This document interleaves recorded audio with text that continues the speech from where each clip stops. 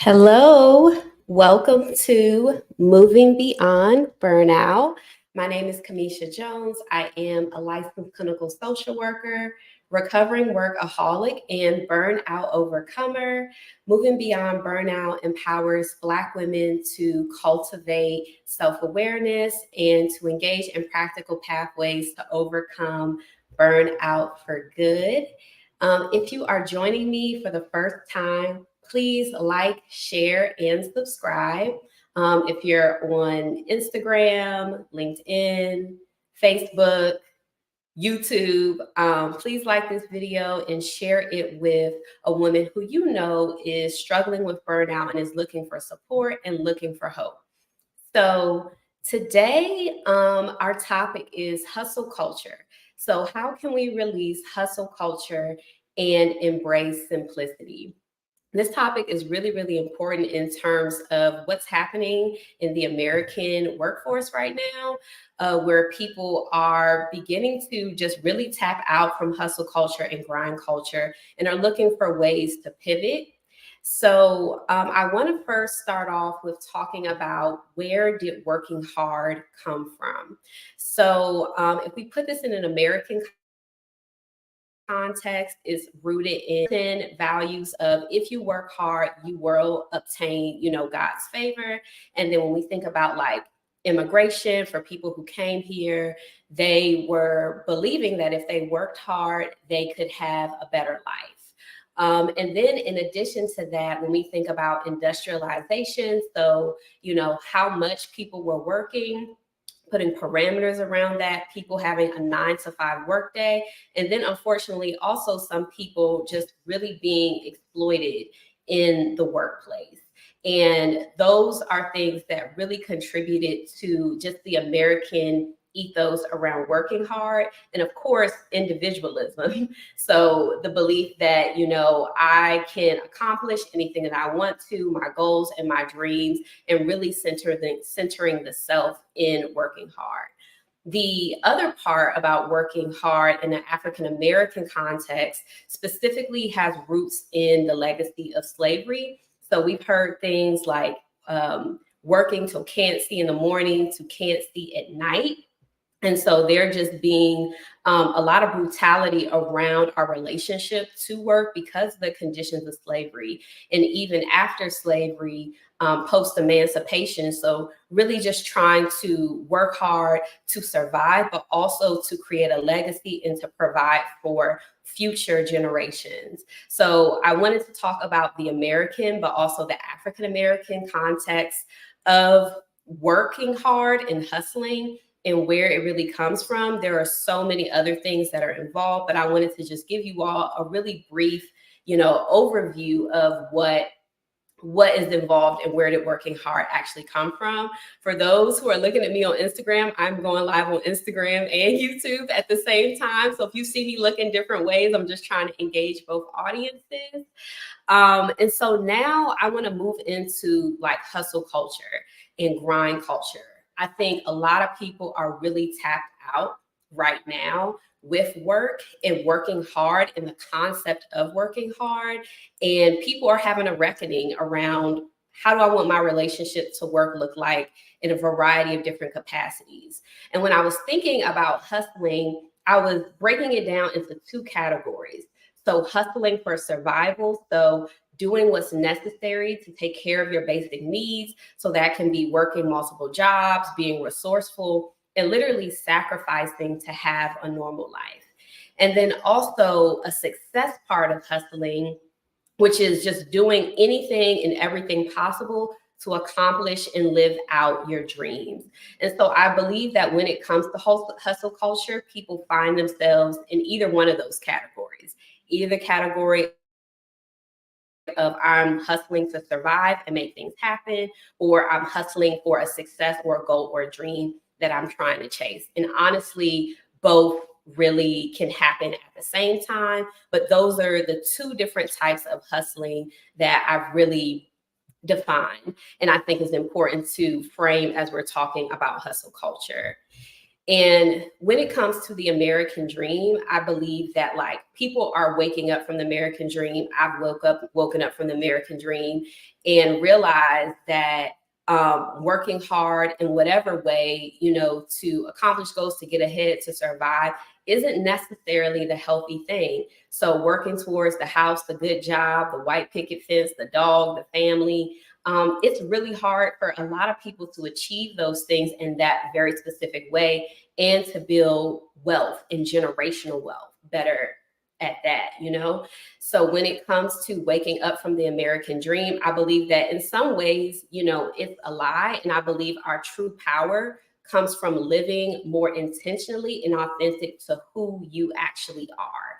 So not saying about like who I'm supposed to be, the things that I'm supposed to have, the things that I'm supposed to work towards, but what are the things that are in line with who I am that relate to what I want to spend my time and energy doing. So there is this really amazing Buddhist monk. His name is Nick, and he's on YouTube, and he does a really, really good job of combining psychotherapy, Buddhism, and also work. And one of the things that he talked about in his videos was that the more and more that we have going on in our lives, the more that we're trying to achieve or attain, the more likely it is that there will be chaos, conflict, and stress in our lives. And when I heard that, I was like, oh my gosh, like that makes so much sense. The more that we're trying to do and attain and have, the more opportunity there is for things to go wrong and things to be really complex and really, really difficult. So what I really got from that, from what Nick is saying, and what I've seen other people talk about, is how can we embrace a simple life where we're able to, of course, take care of our needs, but remove a lot of the complexity around hustling and grinding to get to wherever we actually want to be in life and the life that we want to have. So when it comes to really embracing simplicity, it's really stripping away unnecessary complexity and trying to do things with as much ease as possible. And it allows more time for us to focus on who and what matters most without the burden of what comes from actually hustle and grind culture. So one of the things that I have really loved is embracing stillness and space in our lives. I think so many people are just going. We're just going, we're busy, we're trying to do and accomplish all of these different things, whether it's for survival or success or everything in between. And it's very rare that people actually take time to be still and to not do anything or to have spaciousness in their lives. So if you have open time, not trying to fill it up, right? But really, when we think about countering hustle culture or trying to embrace simplicity, it literally starts with being still. And some people keep busy because they're afraid of what's going to happen when they actually sit still. And then also just trying to create more space in our lives. As I talked about earlier, with hustle culture, we're always filling space and consistently going. And what that allows is more opportunities for a lot of stress and wear and tear on our minds, our bodies, and our spirits. So creating space in our schedules, creating as simple of a day as we can, and having opportunities to pause, to have leisure, to rest, or just not do anything at all. Like for me, as a leader and a business owner, this summer I've had more space in my schedule, and I had an urge to like, okay, I'm just going to fit in another meeting or do another task. But I was like, I'm just not going to fill that space at all. And it feels better. My days are easier. Things are just a lot more manageable. So I really believe that when we can embrace stillness and embrace space in our lives, that can help with the complexity of hustle culture. The next thing that I want to talk about is reframing what success and prosperity looks like for you. So, we are told about who we're supposed to be as Black people. We're told about how our lives are supposed to look. I think about how many people get FOMO or feel like they're less than because of all these standards that are out there about who you're supposed to be and what you're supposed to have. So when we reframe success and prosperity to literally fit what is authentic and true to who we are, then we can get out of the rat race of trying to hustle and grind and make all these things happen. So for me, success looks like being able to build healthy and meaningful relationships with people who are friends or family or people in the community. To me, that is success. Prosperity for me looks like literally, having more time in my schedule. Time is one of my most valuable resources to channel it to what matters most to me. And that's what success and prosperity looks like for me. When you think about what success and prosperity looks like for you, try to remove all these images or all these pressures that people may have about what your success and prosperity is supposed to be, and begin to really sit down and redefine what that actually looks like for you.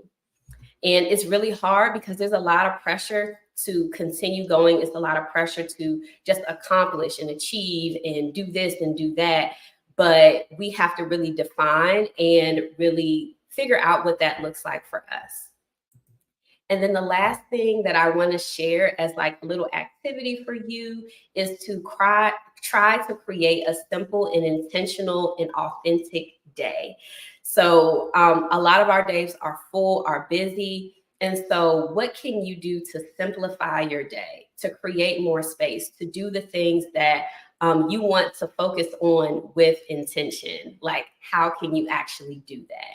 And so having a simple, intentional, authentic day helps to remove you out of that cycle of just doing and working so hard, and really being targeted and specific about what you want to do, what you want to focus on, and what is the most beneficial for kind of the life that you want to try to create and that you want to have.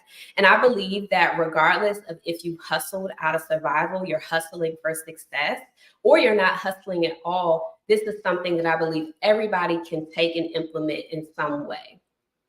So altogether, hustle culture is a problem. It is toxic, and we really have to get back to who we are.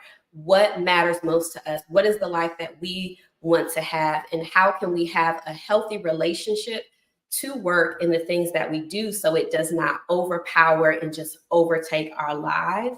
And one of the ways that you can really begin to do that is to embrace simplicity, removing as much complexity out of your life as possible, and really begin to lean into what is the type of intention that you want to have for your life, and how can you define what success, what prosperity, and what value looks like for your life that's outside of all these messages and things that we're constantly seeing.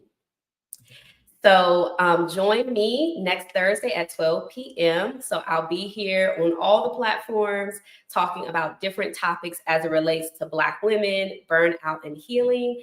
Next week, I will be talking about, since it is Independence Day, let's talk about independence. So my next topic will be independent woman. What does burnout have to do with it? So join me next week if you'd like to.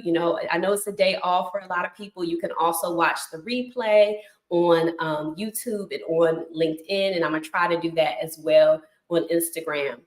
So thank you all so much for joining me for Moving Beyond Burnout. Please like this video, share this video, subscribe if you are on YouTube or LinkedIn. And I will be here every Thursday at 12 for a while. So if you can't catch me next week, I will be here the week after. So again, my name is Camesha. I am a recovering workaholic, burnout overcomer, and I've created Moving Beyond Burnout to help Black women to cultivate self-awareness and practical pathways to overcome burnout for good. And I would love for you to join me every Thursday for Moving Beyond Burnout to get your daily dose of reflection and also practical strategies to help you to kick burnout to the curb. So I hope that you all have a wonderful, wonderful day. Take care of all of you and be well.